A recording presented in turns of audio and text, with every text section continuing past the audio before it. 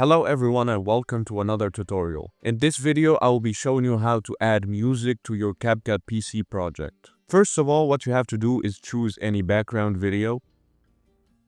This is not necessary, by the way. If you have already a video that you're working on, you will not have to add a random background video. Second of all, just drag and drop the music you want to add to your video. In my case, I'm adding a music from my PC.